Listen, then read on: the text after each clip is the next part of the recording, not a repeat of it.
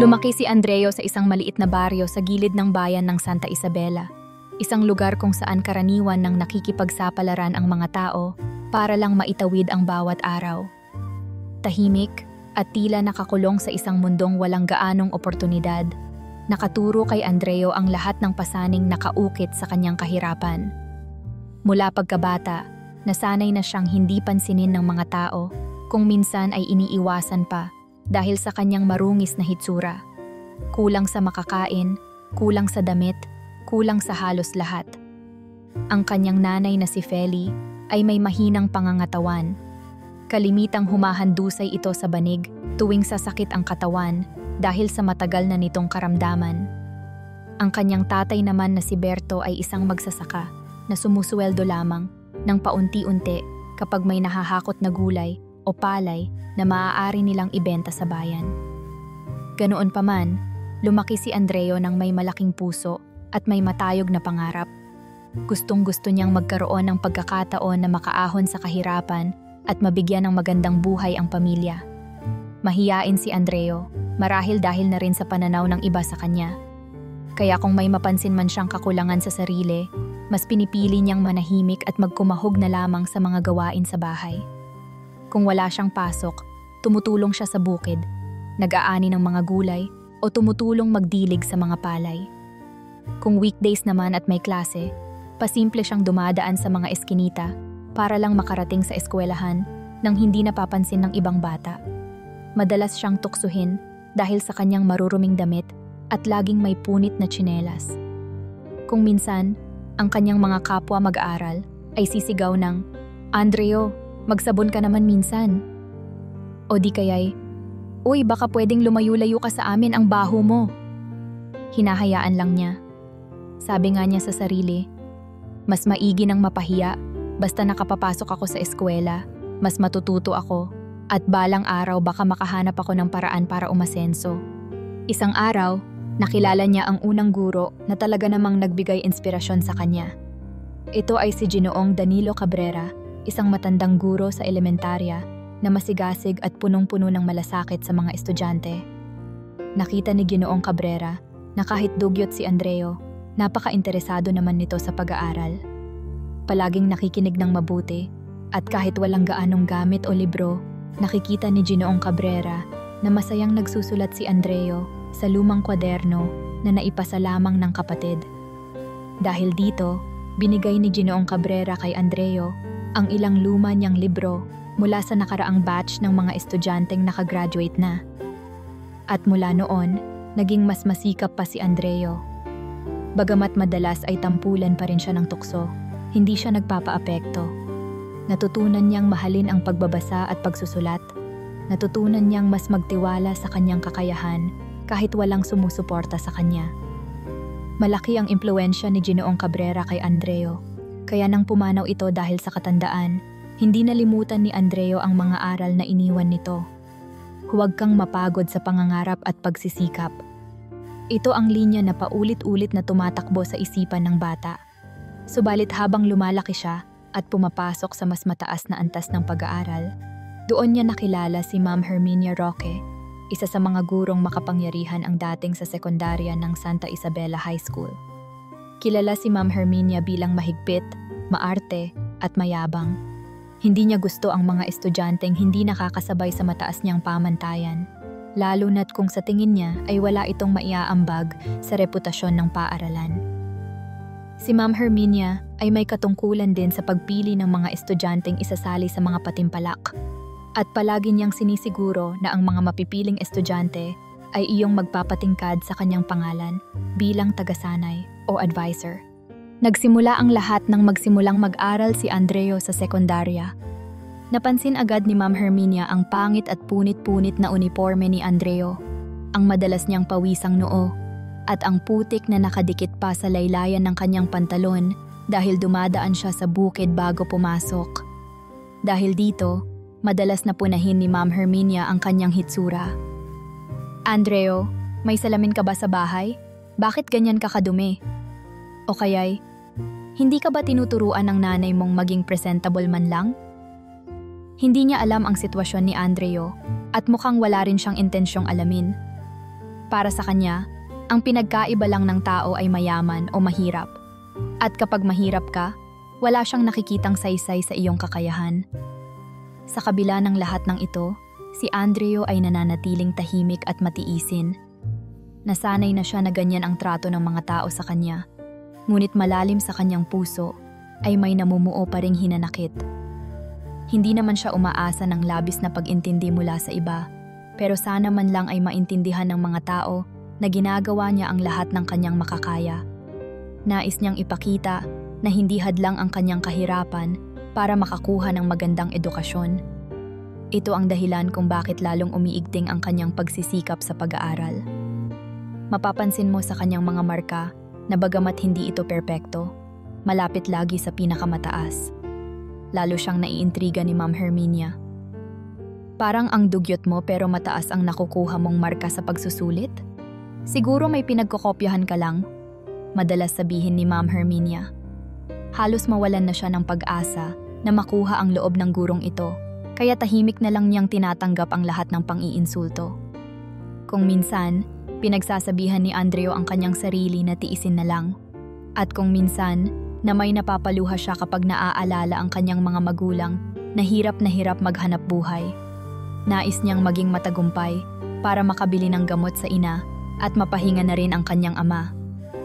Ang kaunting oras na natitira sa gabi, inilalaan niya sa pagbabasa ng mga lumang libro, pagsulat ng mga maiikling kwento, o di kaya'y pag-eensayo ng isang talento na noon pa man ay inililihim niya sa karamihan, ang kahusayan niya sa pag-awit. Isang gabi, habang inaalo ang ina na masama ang pakiramdam, kumanta si Andreo.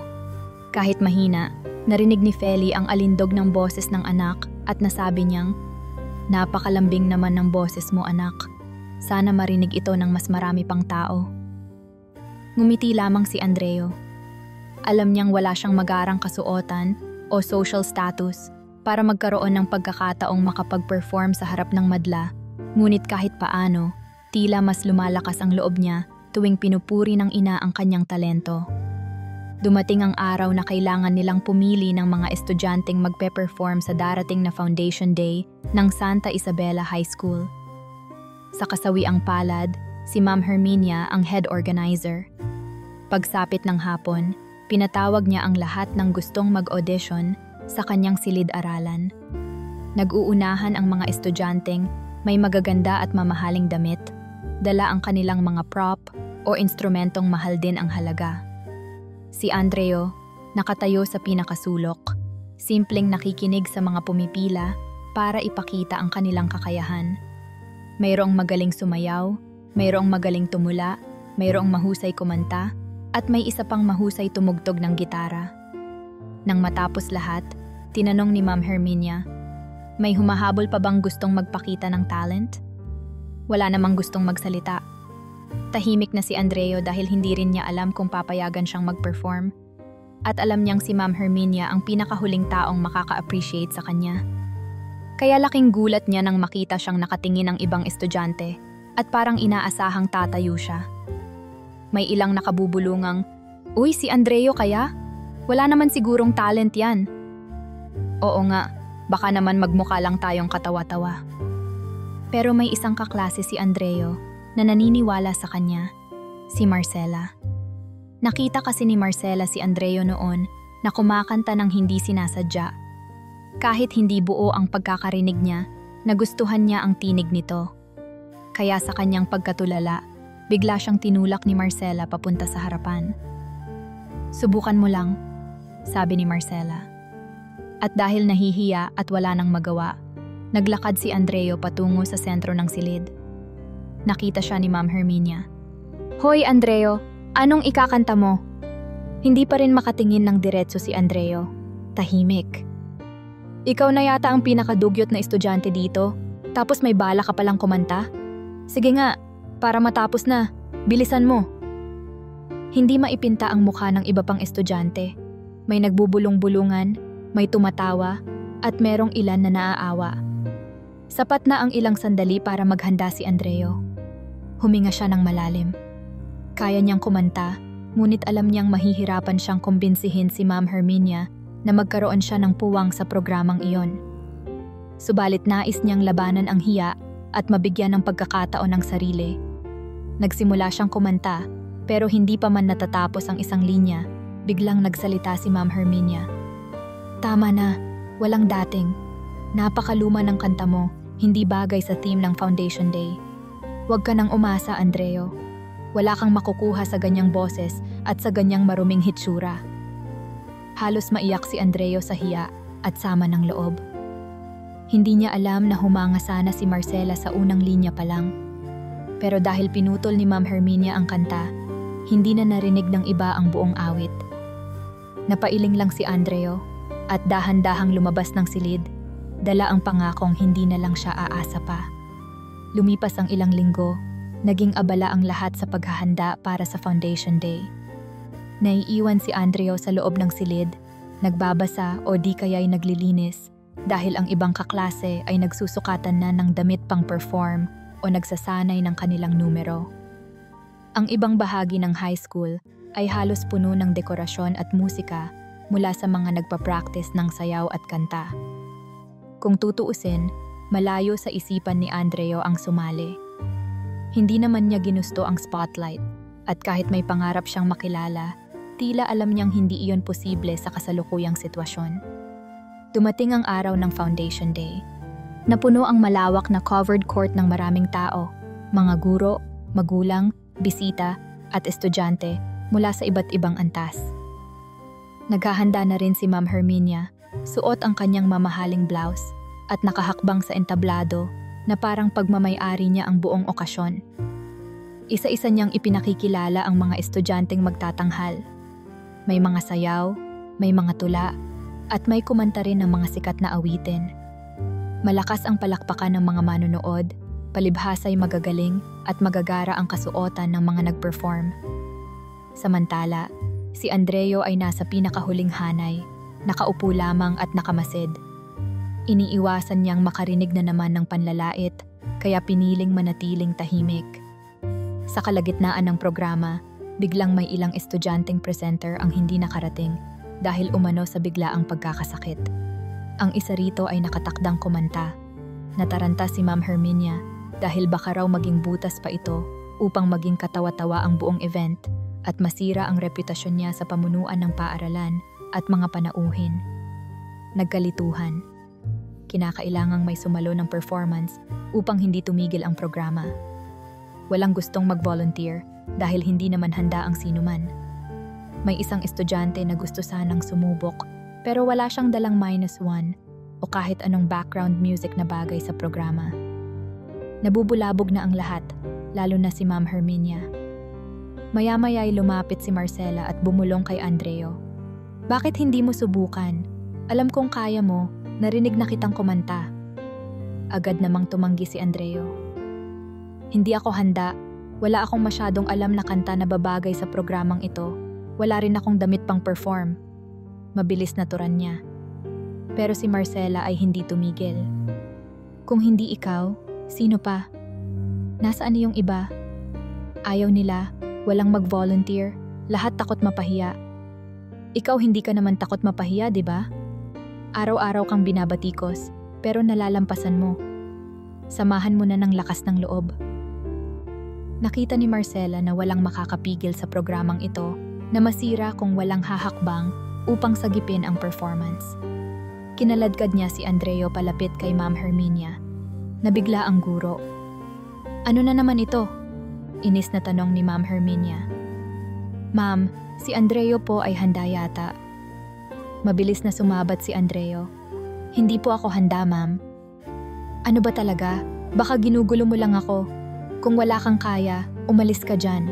Pabulalas na sigaw ni Ma'am Herminia. Napatingin si Andreo kay Marcela. Nakita niyang may ningning sa mga mata nito, isang paniniwala na baka may maisalba siya sa pangyayaring ito. Nakita rin ni Andreo ang takot at pagkadismaya sa mukha ni Ma'am Herminia at naramdaman niya na ito na ang pagkakataon. "Ma'am, ako na po ang kakanta. Kahit anong kanta na po, kaya kong subukan." Halatang nagulat si Ma'am Herminia, pero dahil desperado, pinahintulutan niya ito. "Sige, wag mo lang akong ipapahiya, Andreo." Wala pang 5 minuto, Umakyat sa stage si Andreo. Nandun pa rin ang ilang dekorasyon at naiwan mula sa nakaraang performance. Nagtawanan ang mga estudyante, lalo na ang mga nangaasar kay Andreo. May ibang sumipol pa at nagsabing, "Baka mabaho ang mikropono pag ginamit ni Andreo."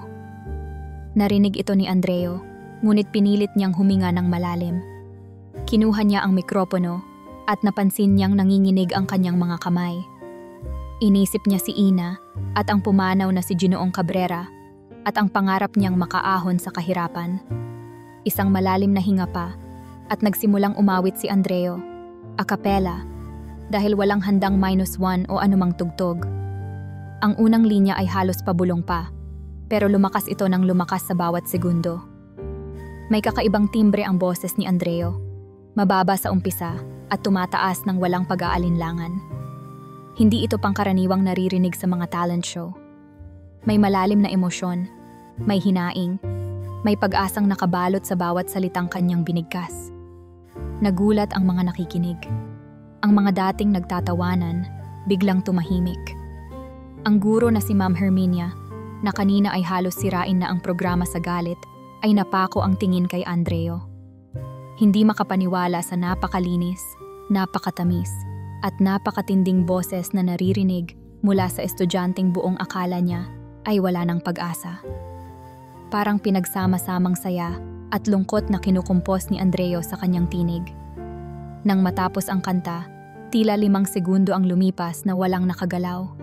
Parang tumigil ang oras, hanggang sa biglang sumabog ang napakalakas na palakpakan mula sa lahat. May ilang napatayo pa sa upuan sa sobrang gulat at paghanga. Si Ma'am Herminia ay nakatulala, hindi malaman ang gagawin. Lahat ay nakaramdam ng kilabot, ng pagtayo ng balahibo sa galing ni Andreo. Walang nakapagsalita ng ilang sandali. Pagkatapos ay lumapit si Marcela kay Andreo at niyakap ito ng mahigpit, tumutulo ang luha. Si Andreo, hindi alam ang gagawin, nakatingin lamang sa audience na parang hindi makapaniwala sa nangyari. Doon nagsimulang magkagulo ang mga manonood. Iba't ibang reaksyon, may nagkukumahog na magtanong, sino ang nagturo sa kanya? Bakit ngayon lang siya lumabas? Sigurado akong may napakalaking potensyal ang batang ito. Uminit ang mga bulungan at nagtawanan sila, pero sa ibang paraan na hindi na pang-iinsulto, kundi paghanga at pagkamangha. Para kay Andreo, ito ang unang pagkakataong nakaramdam siya, natanggap siya. Bigla niyang naalala ang ina at ang dating guro at wala siyang ibang nais kundi makatakbo pa uwi at sabihang, nagustuhan nila ang kanta ko. Pero nandun si Ma'am Herminia, bumaba ng stage at biglang lumapit kay Andreo.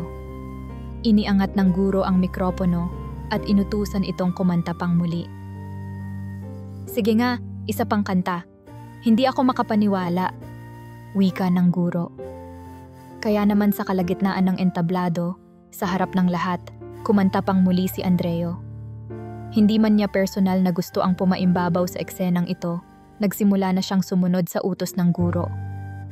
At muli, pinatunayan ni Andreo na hindi gawa-gawa ang kalibre ng kanyang talento. Pagkatapos ng pangalawang kanta, halos hindi tumigil ang palakpakan at hiyawan ng mga tao. Dito na nagsimulang magbago ang ihip ng hangin. Hindi kaagad nakaimik si Ma'am Herminia, pero nakita ni Andreo ang kakaibang sinag sa mga mata nito. Parang may ideya na agad itong nabubuo. Hindi dahil sa natutuwa siya kay Andreo ng lubos, kundi marahil nakita niyang may potensyal ang bata na dalhin siya sa mas mataas na reputasyon bilang isang discoverer ng talent. "Andreo, magsadya ka sa akin bukas. May pag-uusapan tayo." Mahigpit, pero may bahid ng pag-asa ang boses ni Ma'am Herminia. Napatingin si Andreo kay Marcela, huminga ng malalim at napangiti.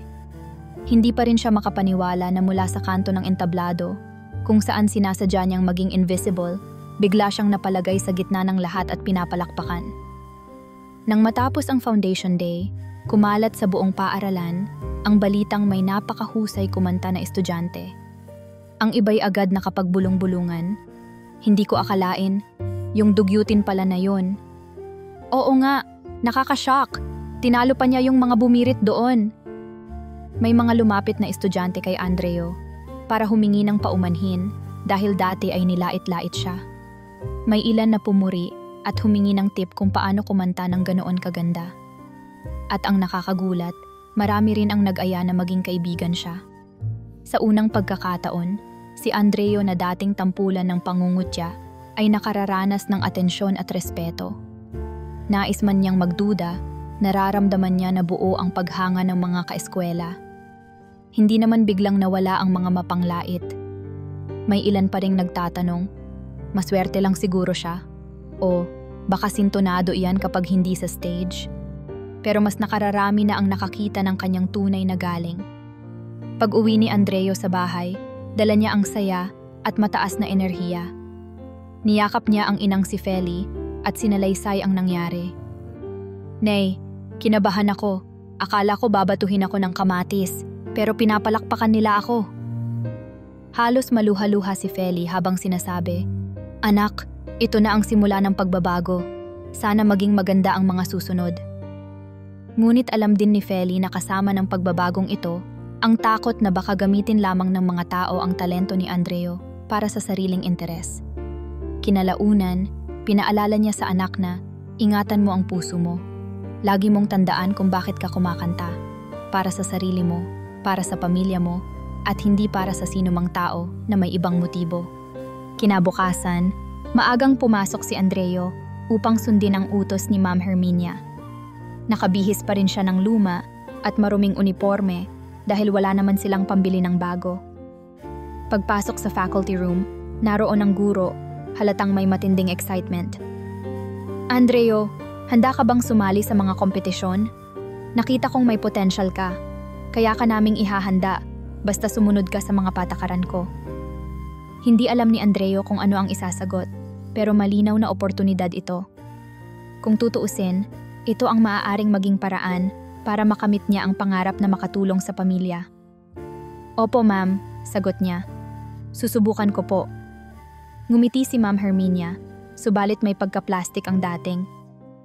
"Mabuti, maghanda ka. Itatapat ka namin sa singing contest na gaganapin sa kabilang bayan. Huwag kang mag-alala, tutulungan kita sa lahat ng pangangailangan mo. Basta huwag mo akong ipapahiya, naiintindihan mo?" Tumango si Andreo. Sa isip-isip niya, mas mahalaga ang matulungan niya ang pamilya kaysa ano paman. Dito nagsimula ang masinsinang pag-iensayo ni Andreo sa ilalim ng pagsubaybay ni Ma'am Herminia. Ipinasusulat sa kanya ang liriko ng kanta, pinapag-aralan ang tamang pagbigkas, at inuulit-ulit ang bawat linya hanggang sa pinakasukdulan ng tono. Si Andreo, bagamat hirap, ay kinaya ang lahat ng pagod at pagsisikap. Sa bawat araw ng ensayo, lumalalim ang tiwala niya sa sarili. Pero naroon din ang matinding presyon, lalo na't si Ma'am Herminia ay hindi talaga naglalabas ng papuri, kundi banta. "Kapag nasira mo ang reputasyon ko, ikaw ang kawawa," madalas sabihin nito. Sa kabila niyan, naroon si Marcela at ang ilan pang bago niyang kaibigan na patuloy na nagbibigay ng moral support. "Kayang-kaya mo yan, Andreo," ani Marcela. "Ikaw pa ba?" Noong sumapit ang paligsahan sa kabilang bayan, pumasok sila sa isang malaking auditorium na nagsisilbing venue. Nakita ni Andreo ang ibang kalahok. Magagara ang pananamit, halatang galing sa mas mayayamang pamilya. May dalang makeup artist, may dalang props. Samantalang siya, bit-bit lamang ang lumang bag at nakasuot ng kasuotang hiniram ni Marcela. Nakaramdam siya ng kaunting hiya, ngunit nagpaalala si Marcela na, "Hindi damit ang labanan dito, boses mo ang kailangan nila." Tahimik, ngunit puno ng determinasyon si Andreo. Unang pagkakataon niyang magkaroon ng malaking audience at alam niyang mahalaga ito kay Ma'am Herminia.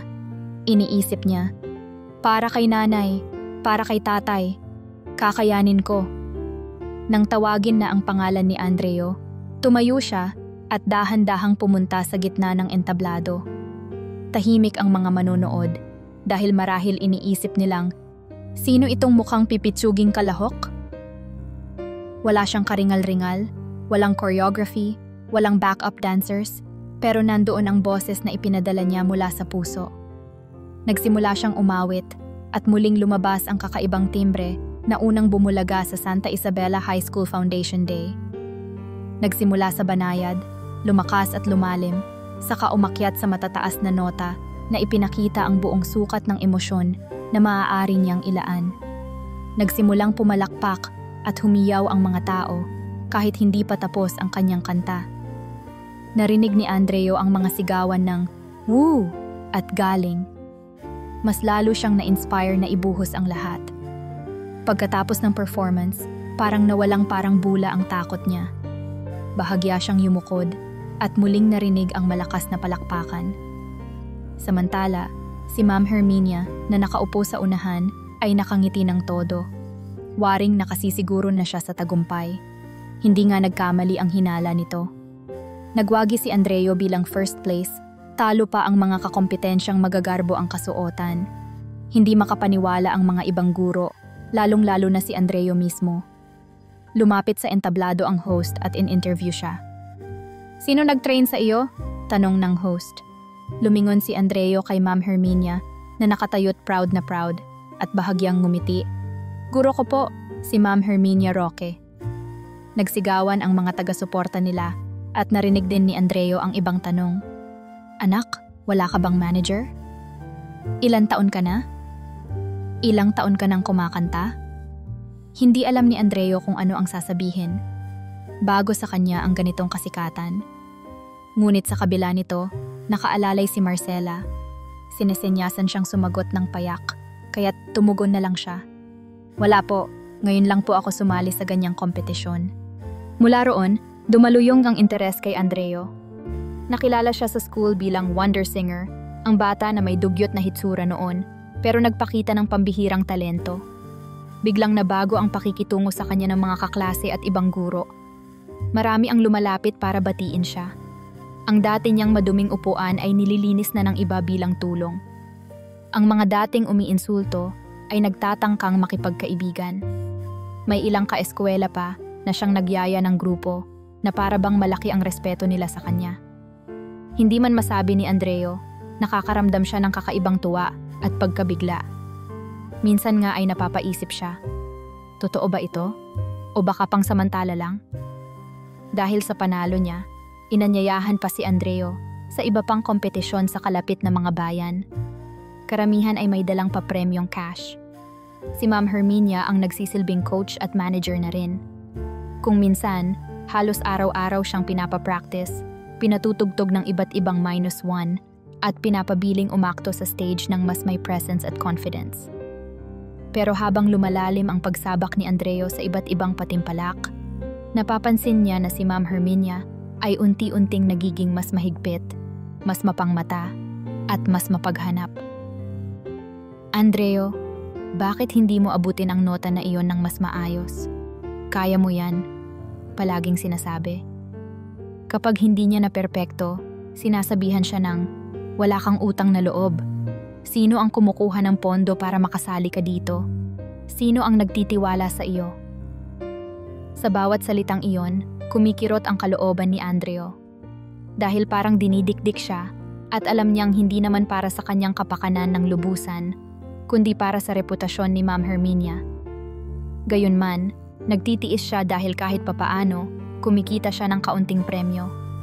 Kapag may napanalunan siya, kaagad niyang dinadala ang bahagi ng pera sa kanyang ina para ipambili ng gamot o dagdag sa panggastos ng pamilya. Hindi na iwasan ni Andreo na makaramdam ng guilt na para bang nabibili nila ang kanyang talento. Ngunit naalala niya ang sinabi ng ina, "Hindi masama kung ibebenta mo ang talento mo sa tamang paraan. Nagsisikap ka naman. Huwag mo lang kalimutang may sarili kang boses, may sarili kang dignidad." Subalit, napagtanto rin niyang hindi madali ang sitwasyon. Walang ibang guro o tao na may kakayahang suportahan siya sa mga kompetisyon. Si Ma'am Herminia lang at ayaw niyang masayang ang pagkakataon. Kaya, nagpatuloy ang ganitong setup. Nanalo pa siya ng ilang paligsahan, nakalikom ng pera, at nakilala sa iba't ibang bahagi ng lalawigan. Nakakatawag pansin na rin siya sa ilang tagalungsod na nag-aalok ng mas malaking oportunidad. Sa paglipas ng mga buwan, nagsimula ring magbago ang trato ng komunidad kay Andreo. Ang mga dati ay nandidiri sa kanya dahil sa kanyang maruruming damit, ngayon ay parang hindi na nila nakikita kung marungis man siya o hindi. Uy, si Andreo yan, ang galing kumanta niyan. Bulong ng ilang tao kapag dumadaan siya. Nagbigay ito ng kaunting pag-angat ng kanyang kumpiyansa, subalit hindi niya nakalimutan ang kanyang pinagmulan. Patuloy pa rin siyang bumababa sa bukid para tumulong sa ama kapag walang kompetisyon, at nagsisikap pa rin siyang itago ang katotohanang hindi naman nagbago ang kanilang kahirapan. Minsan, lumalapit siya kay Marcela at nagsasabing, "Hindi ko pa rin maalis ang takot na baka isang araw wala na ulit silang pakialam sa akin." Sasagutin siya ni Marcela, "Hindi naman dapat depende sa kanila ang kaligayahan mo. Ipakita mo lang kung sino ka, maging mabuti ka. Sila ang mag-a-adjust." Isang gabi, dumating si Ma'am Herminia sa bahay ni Andreo kasama ang ilang opisyal ng paaralan. Kinagulat ito ng buong pamilya kasi hindi naman madalas na pumupunta ang mga guro sa kinalalagyan nilang barong-barong. "Magandang gabi po," bati ni Andreo sa mga bisita. "Magandang gabi, Andreo. Napagpasyahan naming isali ka sa isang malaking kompetisyon sa lungsod. Ito ay regional level, mas malaking premyo, mas malaking exposure, pagmamalaki ni Ma'am Herminia. Marami ring scouts doon na baka makapansin sa iyo, pero kailangan mong sumailalim sa mas masugid na training. Aalis ka ng bayan ng ilang linggo para maghanda." Nabigla si Andreo. Hindi niya inasahan na aabot siya sa ganitong level. Naisip niya si Ina, si tatay, at kung sino ang tutulong sa kanila sa bukid at sa pang-araw-araw na gawain. Ngunit kitang-kita niya sa mga mata ni Ina na, "Kayang-kaya namin, anak. Ito na ang pagkakataon mo."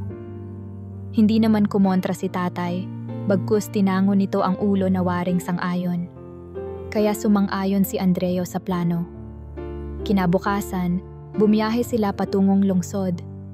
Sa lungsod, halos manganib ang loob ni Andreo sa lawak at kagandahan ng mga gusali at ilaw. Hindi ito tulad ng baryo na tahimik at simple. Naroon ang ingay ng mga sasakyan, ang mga taong aligaga, at ang mga tindahang makukulay. Itinira siya ni Ma'am Herminia sa isang maliit na dormitoryo malapit sa training venue. Wala siyang kamag-anak doon, kaya malaki ang pasasalamat niyang kasama niya ang ilang kakilala mula sa paaralan. Subalit karamihan ay mas nakatutok sa kani-kanilang agenda, kaya si Andreo, kapag tapos na ang ensayo, ay babalik sa dorm, magluluto ng simpleng hapunan, kung may pambili ng gamit, at maghahanda para sa kinabukasan. Ang training ay matindi, may vocal coach, may nagsasanay sa kanya tungkol sa stage presence, may nag-aayos ng repertoire. Nandoon si Ma'am Herminia bilang tagamasid at paminsan-minsay sumasabat kung paano dapat ayusin ang kilos ni Andreo para mas malinis. Hindi man masama ang intensyon ni Ma'am Herminia tungkol sa pagtatanghal, dama pa rin ni Andreo na parang trophies lamang siya, isang asset, at hindi talaga ginagamitan ng tunay na pagmamalasakit. Subalit nagtiis pa rin siya. Tiniis niya ang pagod, puyat, at matinding pangungulila sa pamilya. Kailanman, hindi niya ginustong sumuko, lalo na't malapit na ang malaking kompetisyon. Dumating ang araw ng regional singing competition. Malaking entablado, engrande ang mga ilaw, at maraming tao. Nandoon ang mga kinatawan ng iba't ibang probinsya, lahat ay bihis na bihis. May iba pang kalahok na boses ay kahanga-hanga rin, kaya nakaramdam si Andreo ng kaba. "Huwag kang kabahan," bulong ni Ma'am Herminia. "Kailangan nating manalo." Bago pa man siya umakyat sa stage, tumawag siya sa ina. "Nay, kinakabahan ako," sabi niya. "Huwag kang matakot, anak. Ipara mo lang sa Diyos. Ginawa mo na lahat ng kaya mo. Hindi ba't masarap kumanta pag iniisip mo kami?" Maluhaluhang sumagot si Andreo ng oo. Nang tawagin na ang pangalan niya, ramdam ni Andreo na parang napakabagal ng oras. Tumunog ang musika, at nagsimula siyang kantahin ang inihandang awitin na sumasalamin sa matinding emosyon ng pangarap, paghihirap, at pag-asa. Kahit siguro hindi maintindihan ng lahat ang lyrics, mararamdaman nila ang damdaming ibinubuhos ni Andreo, ang pagnanais na lumipad mula sa kahirapan, ang pag-asang may katapusan ang lahat ng paghihirap, at ang karapatang magkaroon ng dignidad, anumang estado sa buhay. Hindi pa tapos ang kanta ay humiyaw na ang ilang tao sa audience, tanda ng pagkamangha. Nang matapos, halos sumabog ang hiyawan. Kitang-kita sa gilid ng entablado si Ma'am Herminia na nakatawa, taas noo, pinagmamalaki ang bata niya. Hindi na naman makapaniwala si Andreo sa reaksyon ng mga manonood. Napatulala na lamang siya at napilitan siyang ngumiti sa lahat ng pumapalakpak. Ilang oras ang lumipas, inihayag na ang resulta. Naging dikit daw ang labanan, subalit tinanghal si Andreo bilang kampeon. Umarkila ng props at special effects ang ibang kalahok, pero si Andreo, boses lang niya at simpleng damit, ang pumukaw sa puso ng mga hurado. Pinagkaguluhan siya ng media. May ilang nag-interview. Sino ang nag-discover sa iyo? Gusto mo bang makapasok sa industriya? Halos sabay-sabay ang katanungan. Napaatras si Andreo, hindi sanay sa ganoong atensyon. Mabilis namang sumingit si Ma'am Herminia. Ako po ang kanyang guro at manager. Maaari niyong i-coordinate sa akin ang lahat ng detalye tungkol sa kanya. Hindi maitatanggi na umani ng papuri si Ma'am Herminia dahil sa pagtuklas umano niya kay Andreo. Sa isip-isip ng guro, eto na ang malaking break niya bilang tagahubog ng mga talento. Sa kabilang dako, nakaramdam din si Andreo ng kiliti at pag-asa. Baka dito na magsimula ang pag-alwan ng buhay nila. Ganun pa man, palaisipan pa rin sa kanya ang tunay na motibo ni Ma'am Herminia. Sa pag-uwi nila sa probinsya, sinalubong si Andreo ng buong pusong kasiyahan. Maraming sumigaw ng congratulations at idol. May mga kamag-anak na dumayo sa bahay nila para batiin ang pamilya. Nakita ni Andreo ang saya sa mukha ng ina, halos mapaiyak. Anak, napakagaling mo. Pinagmamalaki ka namin, sabi ni Feli. Niyakap niya ng mahigpit ang ina. Kahit masaya, sa loob-loob ni Andreo ay may pagnanais na tumigil na sa pagsali. Sapat na marahil. Gusto niyang mag-focus na sa pag-aaral at matulungan ang ama sa bukid. Subalit panibagong oportunidad na naman ang kumatok. May nagtawag kay Andreo para mag-audition sa isang malaking talent show sa telebisyon. Wala itong kaugnayan sa paaralan, ngunit narating na ng organizer ang balita tungkol sa kakaibang boses ni Andreo. Si Ma'am Herminia pa rin ang kinontak para maging tulay. Natural, excited si Ma'am Herminia. Andreo, kailangan mong sumali. Ito na ang pinakaaasam nating pagkakataon. Hindi alam ni Andreo kung ano ang desisyong nararapat. Binalita niya ito kay Ina. Maluha-luha ito. Anak, kung gusto mo, go lang. Ito ay malaking break. Pero tandaan mo, huwag kang magpapaalipin. Nasa sa iyo ang desisyon. Naiisip ni Andreo ang maraming bagay. Ang pera para pambili ng gamot ni Ina, ang pagkakataon na magkaroon sila ng mas maayos na bahay, at ang posibleng scholarship na kasama ng kasikatan. Sige po, Nay. Susubukan ko para sa inyo. Sinuportahan din siya ni tatay. Napatingin si Andreo kay Marcela na nandoon. Ipapakita mo na naman sa mundo ang husay mo, sabi nito. Tiwala lang. Hindi na nagdalawang isip si Andreo. Umalis siyang muli kasama si Ma'am Herminia papunta sa syudad kung saan gaganapin ang audition. Magulo at punong-puno ng tao ang audition venue. May ilang nakapila na yata ng napakahaba. Ang iba'y galing pa sa ibang probinsya, dala ang kanilang pangarap na marinig at makita sa telebisyon. Madalas, bigo ang marami, pero patuloy pa rin ang pag-asang baka sila ang mapalad. Kasama sa pagsubok ang paglahok sa screening, kung saan pipiliin kung sino ang lulusot sa prelims. Doon pa lang, nakita ni Andreo kung gaano karaming tao ang nagsisikap makamit ang tagumpay na kagaya ng sa kanya. Nang tawagin ang pangalan ni Andreo, pumasok siya sa isang silid na may 3 hurado.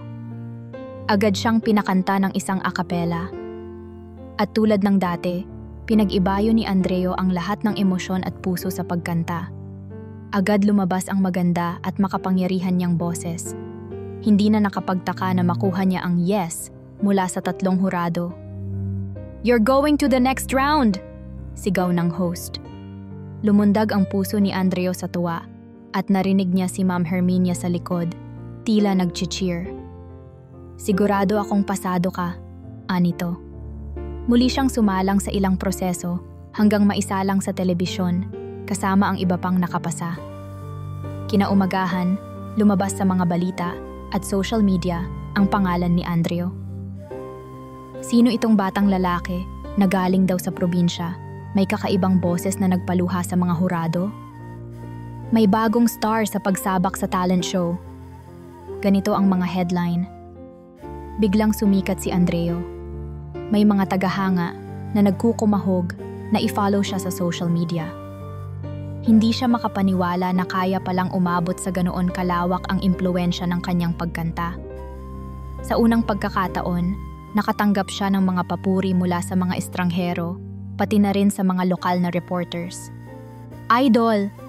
Nakaka-inspire ka! Pakikanta naman ng sample dyan. Sobrang overwhelming para kay Andreo. Habang lumalapit ang semifinals, lalo pang tumitindi ang atensyon. Sinusundo sila ng production team para i-house sila sa isang lugar kasama ng iba pang contestants at binabantayan sila ng mga camera para sa behind the scenes. Dito naranasan ni Andreo ang bagong mundo. May stylist, may vocal coach na nag-aayos ng kanyang lineup at may manager na nag-aasikaso ng schedules. Ngunit kasabay nito, naging mas mahirap ang buhay. Madalas puyat, madalas pagod, at lagi siyang napapalibutan ng iba't ibang tao na hindi niya alam kung sino ang totoo at sino ang ginagamit lang siya. Isang gabi, nakatanggap siya ng tawag mula kay Ina. Andreo, kamusta ka na dyan anak? Ingat ka lagi, huwag masyadong magpakapagod. Ramdam niya ang pangungulila ng ina. Nay, konting tiis po. Parang malaking oportunidad ito. Kapag nag-champion po ako, malaki-laki ang premyo at baka makabili tayo ng gamot at lupa para di na magtrabaho ng husto si tatay. Tuwang-tuwa si Ina. Sana nga anak, pagdasal natin yan. Sa gilid ng linya, narinig ni Andreo na umuubo na naman ang ina. Hindi niya napigilang maiyak. Nay, alagaan ninyo ang sarili ninyo ha? Oo anak, basta galingan mo dyan. Pagkaputol ng tawag, napakasakit sa kalooban ni Andreo na hindi niya personal na maalagaan ang ina. Ngunit kinukumbinsi niya ang sarili na mas kailangan niyang gawin ito para sa mas magandang bukas. Dumating ang semifinals. Nag-perform si Andreo ng isang awiting pinagmulan ng kanyang inspirasyon, ang kantang iniaalay niya sa kanyang ina. Tumagos ito sa puso ng mga manonood at kahit ang mga hurado ay tila naiiyak. Napakatindi ng emosyon mo, Andreo. Hindi mo lang pinapakita ang galing ng boses, kundi napapaiyak mo kami. Wika ng isang hurado. Muling nakatanggap si Andreo ng standing ovation. Nag-lock ang kanyang posisyon sa finals. Lalong sumiklab ang kasikatan ni Andreo. Nag-aalok na ang ibang producers na kunin siya para sa mga TV guesting. May ilan ding showbiz personality ang gustong makatrabaho siya. Subalit mahigpit ang kontrata ng talent show. Lahat ay dadaan sa approval ng production. At syempre, si Ma'am Herminia at ang school ay nakikisakay din sa kasikatan ni Andreo. Napanood pa sa lokal na balita na ipinagmamalaki ng Santa Isabela High School si Andreo bilang pride ng paaralan. Maraming guro at kamag-anak ni Andreo ang masaya. Lahat ay nagdiriwang maliban sa mismong bata na nakararamdam ng matinding presyon at lungkot. Bago ang finals, bumisita si Andreo sa baryo. Gusto niyang makita si Ina. Pagdating niya, nakita niyang lalong humina si Feli, maputla na ang mukha, pero nginitian pa rin siya. Anak, mukhang pumapayat ka oh. Pagod ka na ba? Kaunti lang po, Nay. Kailangan kong manalo. Anak, wala kang dapat patunayan kung hindi para sa sarili mo. Ayaw kong nakikita kang gipit sa stress. Napaluha si Andreo. Nay, konting tiis na lang. Pagkatapos nito, magpapahinga na rin ako. Mas gusto kong mag-aral at bigyan kayo ng maayos na buhay. Hindi ko ito gagawin kung hindi dahil sa pangangailangan natin. Hinaplos ni Feli ang mukha ni Andreo. Mahal na mahal kita, anak. Kaya huwag mong hayaang masira ka ng industriyang ito. Kakanta ka dahil gusto mong umawit. Kakanta ka para sa pangarap mo. Tumulo ang luha ni Andreo. Opo, Nay. Nang gabing iyon, lumapit siya kay tatay. Tahimik silang nag-usap sa labas ng barong-barong. Anak, mag-ingat ka. Mahirap ang mundo ng lungsod. Tandaan mo, hindi lahat ng tao ay may mabuting intensyon. Huwag mo ring pababayaan ang pag-aaral mo. Yan ang susi sa pangmatagalang tagumpay, wika ng kanyang ama. Opo, Tay. Gagawin ko po ang lahat. Niyakap niya ang ama at napadama niya ang kanyang pasasalamat. Lumipas ang ilang araw, bumalik na si Andreo sa syudad para sa huling yugto ng kompetisyon. Finals na, ito na ang pinakahihintay ng lahat. 4 silang maglalaban. Kanya-kanyang kakayahan ang ipapakita at hindi biro ang kanilang mga ipinamalas. Lahat silang 4 ay halos tinatawag ng singing prodigies. Sa araw ng finals, ipinakita ang video packages ng mga buhay nila. Lumabas ang footage ni Andreo na nakatira sa isang maliit na baryo, tumutulong sa bukid at inaalagaan ang inang may sakit. Maraming manonood ang naantig. Nakita din sa video si Ma'am Herminia na nagsasabing, "Isa lang ang masasabi ko, napakaswerte ko na nadiskubre ko si Andreo. Siya naman siya sa akin kasi hindi siya magsashine kung wala ako." May ilang nakapanood nito ang medyo napakunot noo sapagkat parang tinatabunan ni Ma'am Herminia ang tunay na effort ni Andreo. Pero tinanggap na lang ni Andreo, ayaw niyang gumawa ng issue. Nag-perform na ang una, pangalawa, pangatlong kalahok. Lahat ay napakahuhusay. Naramdaman ni Andreo ang kaba dahil baka hindi niya mapantayan o malampasan ang kanilang galing. Nang tawagin na siya, huminga siya ng malalim, inalala ang mukha ng ina at inalay ang buong puso sa kanyang kanta. Walang nakapaghanda sa matinding emosyon at husay na pinakawalan ni Andreo. Iba ang dating ngayon. Pinagsama ang lahat ng aral, practice, at nararamdamang pangarap. Bukod sa napakalinaw at malinis na boses, ramdam ng audience ang katotohanan at lalim ng pagkatao ni Andreo. Nagpatingkad ito sa kanyang performance, kaya't nang matapos ay hindi na nakapagtaka na tumayo lahat ng hurado. Ramdam niya ang init ng palakpak at hiyawan. Sa sandaling iyon, alam niyang wala na siyang ibang mahihiling kundi tinupad na niya ang pangako sa sarili na ibigay ang lahat. Pag-upo ng mga hurado, maluha-luha ang isa, ikaw ay isang hiyas.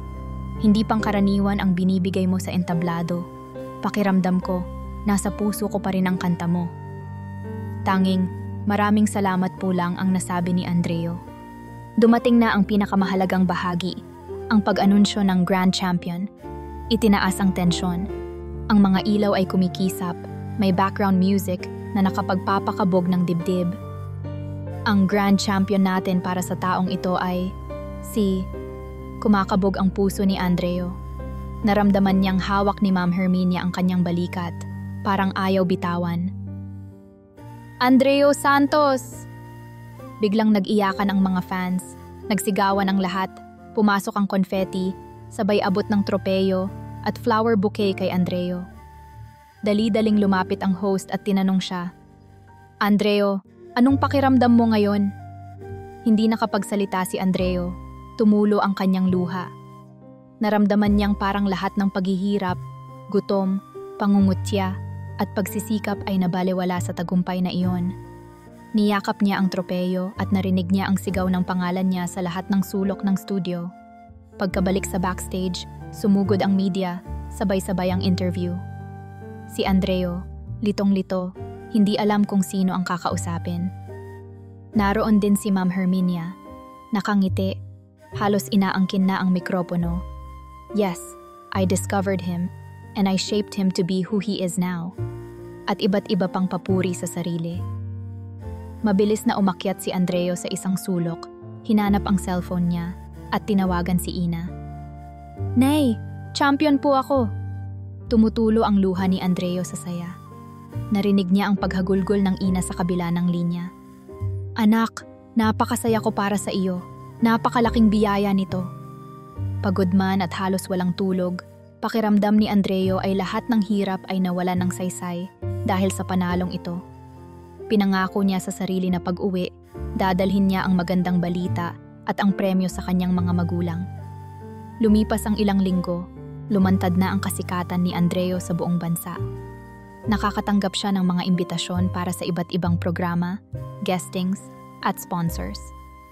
Si Ma'am Herminia ang humaharap sa mga negosasyon. May ilang interesadong bigyan ng kontrata si Andreo, recording label, endorsements, at iba pa. Dito na nagsimulang maging komplikado ang lahat. Gusto ni Andreo, simple lang, kakanta kung kailan niya gusto, mag-aaral, at tumutulong sa pamilya. Pero ang nakikita ni Ma'am Herminia ay napakalawak na oportunidad para siya ay sumikat bilang manager ng isang superstar. Andreo, maraming nagsasabing kunin ka nila. Sabi ko, kailangan muna nilang magbayad ng malaki kasi star material ka na. Kwento nito habang hawak ang telepono at inaayos ang schedule. Naguguluhan si Andreo. Wala siyang alam tungkol sa legalities at kontrata. Nais niyang kumanta, oo, pero hindi para sa palagian at hindi para masakal ng showbiz. Ma'am, pwede ho bang magpahinga muna ako? Gusto kong tapusin ang exams ko sa school. Pakiusap niya. Andreo naman, sayang ang momentum. Kailangan nating samantalahin ito. Sagot ni Ma'am Herminia. Nagsimula ang tensyon sa pagitan nila. Gusto ni Andreo na tumigil muna o kahit bawasan ang commitments. Ngunit ayaw pumayag ni Ma'am Herminia. Andreo, makinig ka. Ginagamit na ng school ang pangalan mo. Pinagmalaki kita sa lahat. Huwag mo akong ipapahiya. Hindi alam ni Andreo kung sino ang kakausapin. Wala ang ina sa tabi niya at minsan lang makausap dahil sa mahinang signal sa baryo. Si Marcela naman, nananatili sa probinsya at bihira siyang mabisita. Kaya pinagtiisan niyang sundin si Ma'am Herminia. Lumabas siya sa ilang TV programs, kumanta sa iba't ibang event, kahit pagod, kahit masama ang pakiramdam. Dito niya unti-unting napagtantong, hindi pala madali ang buhay ng sikat. May ilang intriga pa na lumalabas, katulad ng, totoo bang hindi siya yung kumakanta, baka lip sync lang? Totoo bang binili ni Andreo ang boto ng hurado? Ganoon kaliit ang tingin ng iba. Hindi madaling lunukin ang masasakit na salita, lalo na't kilala niya ang sarili at alam niyang iniuuwi niya sa pamilya ang bawat sentimo na natatanggap niya. Isang araw, tuluyan nang napagod si Andreo. May matinding lagnat siya at halos hindi makatayo. Hindi pa rin tumigil ang schedule na iginuhit ni Ma'am Herminia. May event na kailangang kantahan. Sinubukang lumapit ni Andreo sa guro. Ma'am, nilalagnat po ako. Parang hindi ko kaya, anya habang namumutla. Imbes na alalahanin siya, sinigawan siya ni Ma'am Herminia. Ikaw lang? Sino magpe-perform doon? Huwag kang maarte, minahal ka na ng audience. Kailangan ka nila. Doon na nagtapos ang pasensya ni Andreo. Ma'am, hindi po ba importante rin ang kalusugan ko? Wala na po akong pahinga. Wala na po akong oras para sa pamilya ko. At higit sa lahat, gusto ko rin pong mag-aaral. Hindi naman po kayo ang laging nakakatanggap ng pressure sa stage. Sumigaw ng malakas si Ma'am Herminia. Huwag mo akong sagutin ng ganyan, Andreo. Kung wala ako, wala kang narating. Nagtagpo ang kanilang mga mata. May pagkaawa sa mukha ni Andreo. May galit sa mukha ni Ma'am Herminia. Alam nilang parehong may punto, ngunit sa sandaling iyon, mas nanaig ang kamalditahan ng guro. Lumayas ka kung ayaw mo nang sumunod! Hindi akalain ni Andreo na sasabihin iyon ni Ma'am Herminia, na para bang wala siyang anumang halaga bilang tao. Lumabas si Andreo sa kwartong iyon na umiiyak. Hindi niya alam kung saan pupunta, subalit naisip niya, mas mabuting umuwi na ako sa amin. Doon ako mabubuhay ng may katahimikan. Kaya't agad siyang sumakay ng bus pauwi sa baryo, dala ang kaunting ipon at ilang damit. Pagkarating doon, inabutan niyang mas lalo pang humina si Ina. Dali-dali siyang nagpakonsulta sa doktor, nabayaran naman niya ito mula sa premyo, pero kailangan daw ng mas matagal na gamutan. Nais ni Andreo na ilipat sa mas malaking ospital.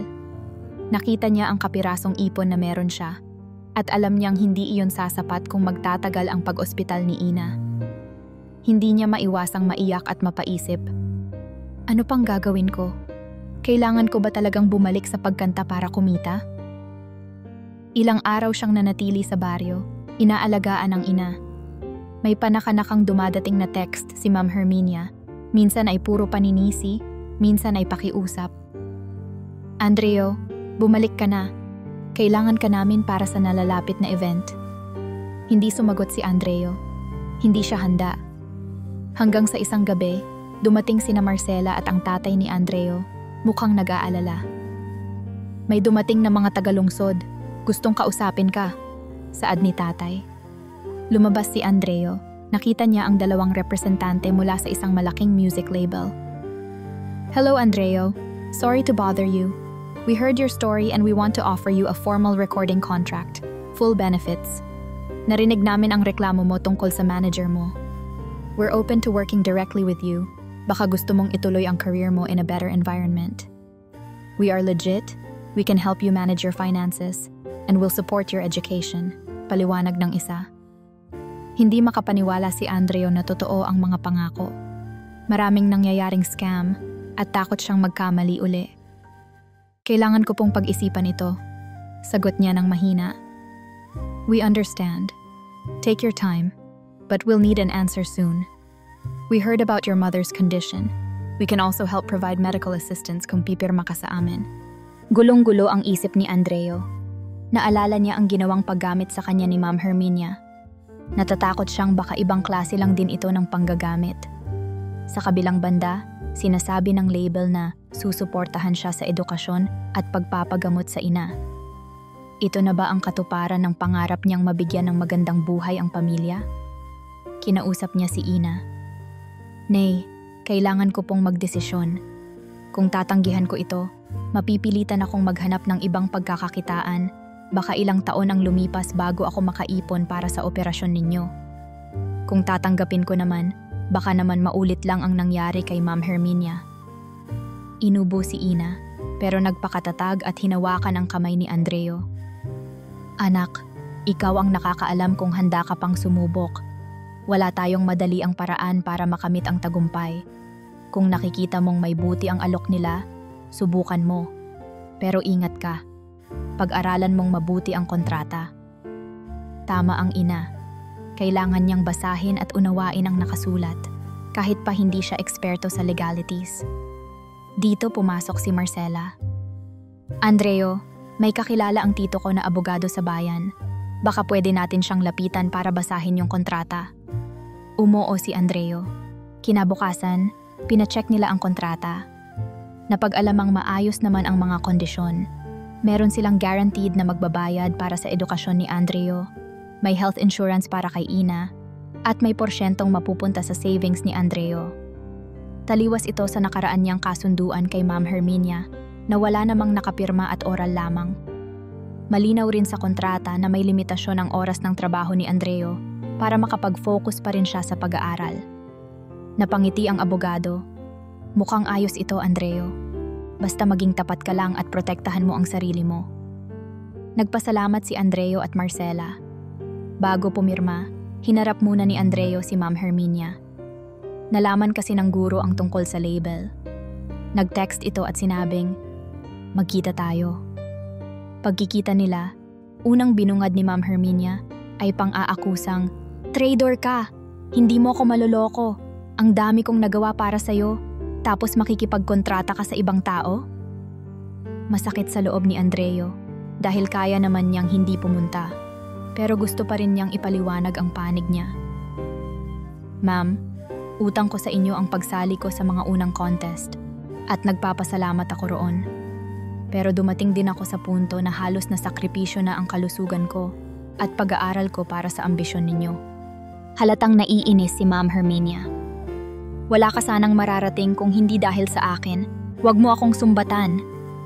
Hindi na nakipagtalo si Andreo. Maraming salamat po, ma'am, pero magpapaalam na po ako. Pipirma po ako sa ibang recording company na mas may malasakit sa akin. Tumulo ang luha ni Andreo. Kung tutuusin, naging bahagi rin ng kanyang tagumpay si Ma'am Herminia, pero napagod na siyang sumunod sa kagustuhan nito. Bahala ka, sigaw ni Ma'am Herminia. Huwag mo nang balaking bumalik pa sa eskwela namin. Sisiraan kita roon. May takot mang sumilay sa puso niya. Tinibayan ni Andreo ang loob. Wala po akong balak makipag-away. Basta po iyon ang desisyon ko. Sana po maintindihan ninyo. Nilisan ni Andreo ang silid na may mabigat na pakiramdam, ngunit alam niyang kinakailangan niya itong gawin. Sa huli, tinanggap ni Andreo ang kontrata. Nakipag-ugnayan siya sa label at inihatid ng mga ito sa syudad, kasama si Marcela na kusang sumama para may kasama siya. Nag-umpisa na ang panibagong kabanata ng kanyang buhay. Nagkaroon siya ng vocal training, pero hindi kasing stressful tulad nung kay Ma'am Herminia. May oras pa rin siya sa pag-aaral dahil nag-enroll siya sa isang online high school program sinusuportahan ng label. Ang ina naman ay dinala sa mas maayos na ospital at kahit matagal ang gamutan, nasiguro nilang may budget at may tamang pag-aalaga. Bumalik naman si tatay sa bukid, mas magaan na rin ang pakiramdam dahil hindi na siya nag-iisa sa pagbabayad ng gastusin. Sa paglipas ng mga buwan, nakapag-record si Andreo ng ilang kanta. Nakakaipon siya ng sapat para unti-unting makapagpatayo ng mas matatag na bahay para sa pamilya. Naituloy rin niya ang pag-aaral at sa wakas, nakagraduate siya ng high school na may magandang marka. Ang label ay tumupad naman sa pangako nilang bigyan siya ng scholarship sa kolehiyo. Kaya habang pumapasok si Andreo sa kolehiyo, kumakanta pa rin siya. Pero hindi na sa pilitan, kundi may tamang balanse. Tinutupad niya ang pangako kay ina na hindi niya hahayaang maging hadlang sa edukasyon ang kanyang pagkanta. Habang lumalaki pa ang pangalan ni Andreo, naging maganda ang pamumuhay ng pamilya niya. Naiayos na ang kalusugan ni ina, bagamat kailangang ipagpatuloy ang maintenance. Nakabili na rin sila ng konting lupain para pagtaniman, kung saan hindi na kailangan gumastos ng malaking renta. Minsan, tinatanong ni Andreo ang sarili kung hindi ba siya nananaginip, ang dating dugyot, tampulan ng tukso, at halos walang gustong lumapit ay naging isang kinikilala at iginagalang na mga awit. May mga fans na lumalapit upang ipakita ang kanilang pagsuporta at may mga bata na sumasakay sa kanyang kwento bilang inspirasyon.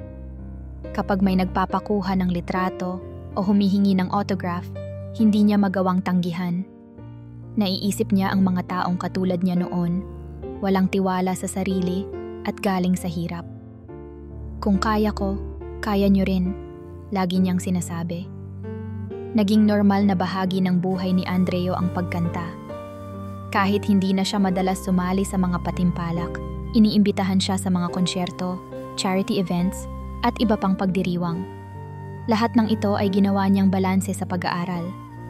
Sa kolehiyo, kumuha siya ng kursong may kinalaman sa negosyo. Sabi niya kasi, ayokong habang buhay na umaasa lamang sa pagkanta. Gusto kong matutong magpatakbo ng sariling negosyo para mas makatulong sa pamilya at sa ibang tao. Habang malapit nang magtapos, inialay niya ang kanyang thesis sa pag-unlad ng mga magsasaka sa probinsya.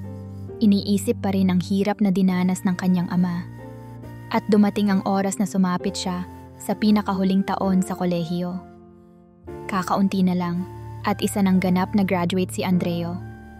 Isang buwan bago ang kanyang graduation, may dumating na sulat mula sa Santa Isabela High School, ang dating paaralan na pinagmulan ni Andreo.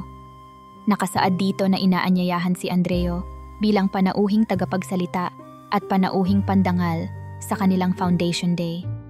Hindi niya alam kung bahagi dito si Ma'am Herminia o kung andoon pa ba ito.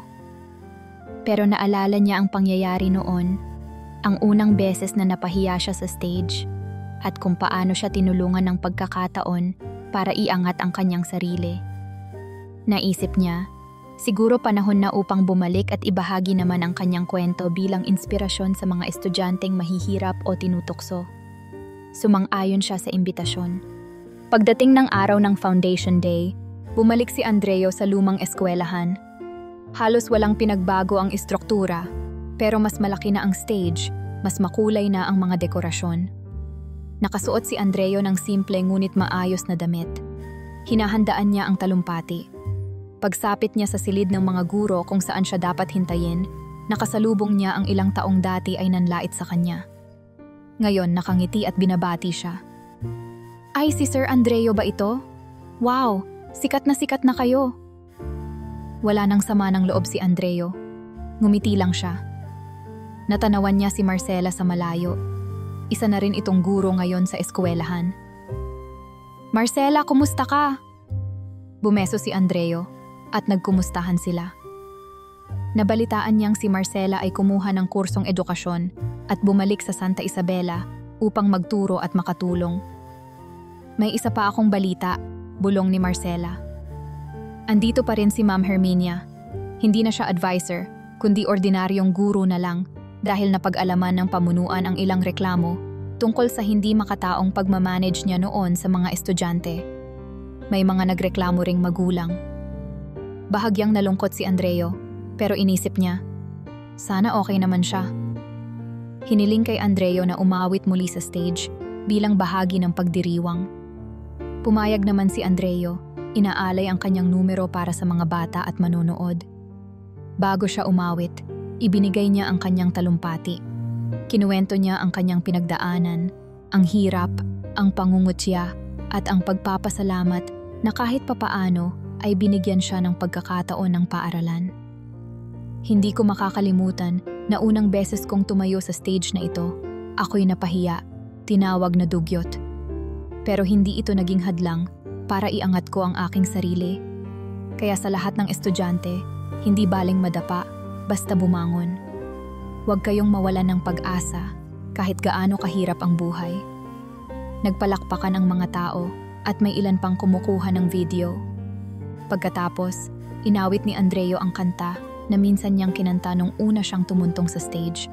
Pero ngayon, mas buo, mas matapang, at mas malaya. Sa isang gilid, natanaw niya si Ma'am Herminia, nakaupo, tila nahihiya o natatakot lumapit. Natapos ang awit, nagsipalakpakan ang lahat. Dahan-dahang tumayo si Ma'am Herminia at nilapitan si Andreo. Wala nang bakas ng dating kayabangan, mukhang naaawa ito sa sarili dahil siguro pakiramdam niya ay siya ang kontrabida sa buhay ni Andreo. Pagharap sa kanya, nagsalita si Ma'am Herminia.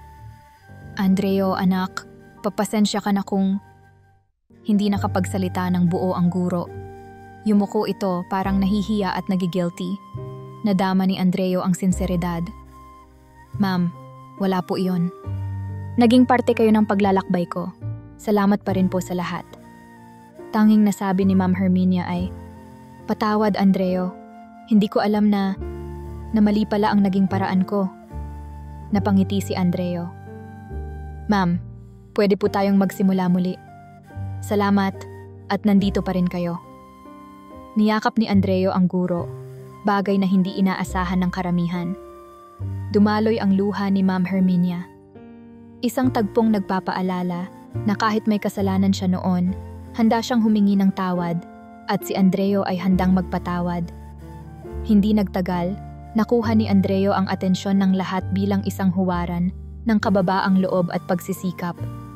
Pinatunayan niyang hindi hadlang ang kahirapan, hindi sagabal ang pangungutya, at hindi kailangang maging mapaghiganti sa mga taong lumait at nang api sa kanya noon.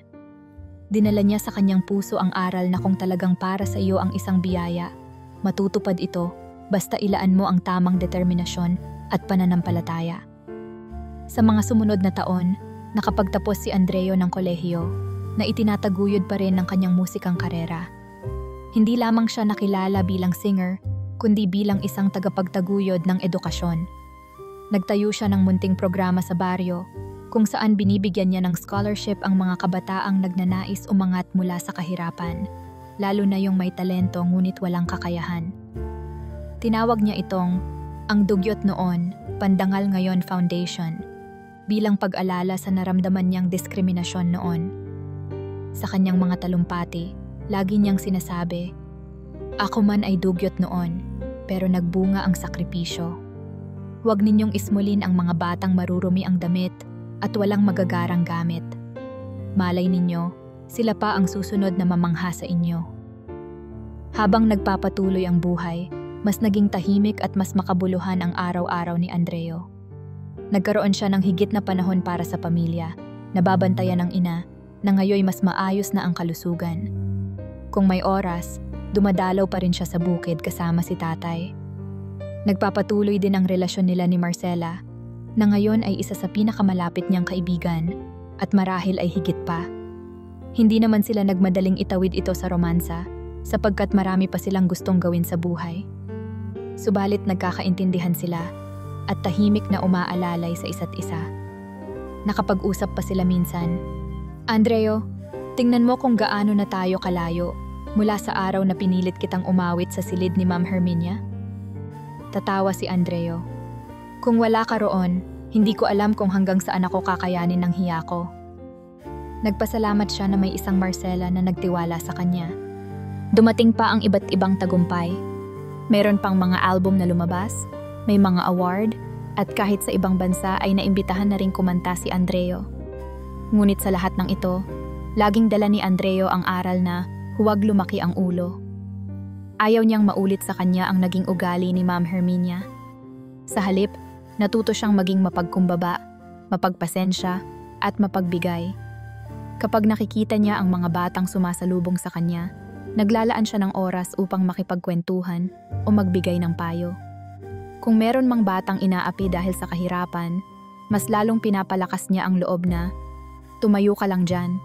Hindi sukatan ng tao ang damit o sapatos o kung anong brand ng gamit. Ang sukatan ay kung gaano kalaki ang puso mo at kung anong kaya mong ibahagi sa mundo. Sa paglipas pa ng maraming taon, nakilala si Andreo bilang ang umawit mula sa bukid, isang bansag na nagpapahiwatig kung saan nanggaling ang kanyang talento. Mula sa nakaugat na hirap, sa matabang lupa ng bukid kung saan siya unang natuto ng pagsisikap at pagtitiis. Ang kanyang buhay ay naging halimbawa sa maraming kabataan at naging patunay na kahit sino, basta may sipag at tiyaga, ay may kakayahang abutin ang mga pangarap. Hindi man naging madali ang daan at hindi man laging maganda ang naging karanasan, nakagawa siya ng paraan upang gawing lakas ang mga balakid. At kung babalikan natin ang eksenang iyon noon, ang sigaw ni Ma'am Herminia, "Halika nga rito, Andreo. Tumayo ka sa gitna nang makita ng lahat kung gaano kakadungis." Si Andreo man ay hindi raw makakalimot. Pero para sa kanya, iyon ay bahagi lamang ng kasaysayan. Kung hindi nangyari iyon, baka hindi nabigyan ng pagkakataon ang kanyang boses na marinig at baka hindi niya nakita ang apoy sa puso niyang kantahin ang kanyang nararamdaman. Sa huli, ang panghihiya ni Ma'am Herminia ay siyang naging mitya ng kanyang pagsabog bilang isang totoong mang-aawit at nagbago hindi lamang ang kanyang buhay, kundi ang pananaw ng buong komunidad sa kakayahan ng isang mahirap at dugyot na bata. Ngayon may mga bagong guro na dumarating sa Santa Isabela High School at isinasalaysay nila ang kwento ni Andreo bilang inspirasyon. Dati, may isang bata ritong laging marumi ang damit, laging inaapi, ngunit nang bigyan siya ng mikropono at pagkakataong ipakita ang talento, nag-iba ang kalakaran. Napangiti na lang si Andreo nang minsan ay narinig niya itong ikinukwento ni Marcela sa mga estudyante. May isang bata nga roon na namumukhaan niya ang sarili. Mahiyain, may punit ang uniforme, at marahil pinaglalaruan ng kapwa niya. Lumapit ito kay Andreo, dala ang isang papel at humihingi ng autograph. "Sir Andreo, pwede ba?" Nakita ni Andreo ang nangingilid na luha ng bata. Nawari nakikita sa kanya ang sariling pangarap. Agad niyang nilagdaan ang papel, kasabay ng sulat na, "Ipagpatuloy mo ang pangarap mo. Ikaw ang susunod na magpapawaw sa mundo." At sa kabila ng lahat, nanatiling bukas ang puso ni Andreo para sa kapwa. Mas marami pa siyang tinulungang mga batang tulad niya, na walang magarbong gamit, walang pera, at pinagtatawanan. Nakipagtulungan siya sa lokal na pamahalaan para makapagtayo ng music workshop para sa mga interesadong kabataan. Naniniwala siyang hindi lang pagkanta ang dapat ipagkaloob, kundi pati ang pagpapatibay ng loob at paghubog ng tiwala sa sarili. Kasama ng iba pang mga taga-suporta, pinasigla nila ang komunidad sa pamamagitan ng mga outreach, scholarship, at training.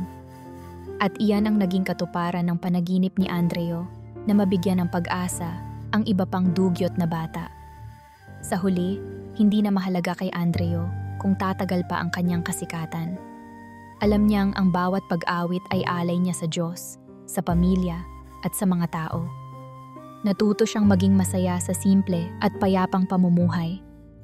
Kung lumalapit man ang tagumpay, tinatanggap niya ito ng may pagpapakumbaba, sapagkat mula sa kanyang naranasan, alam niya kung gaano kabilis magbago ang tingin ng mundo.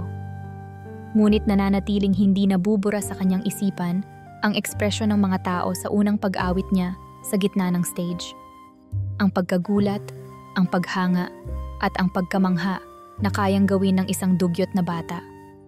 At marahil, iyon ang patuloy na magpapaalala sa kanya na magiging matibay ang sino mang naniniwala sa sariling kakayahan at walang imposible kung ipaglalaban mo ang pangarap na alam mong makapagpapabuti ng iyong buhay at ng buhay ng mga taong mahalaga sa iyo.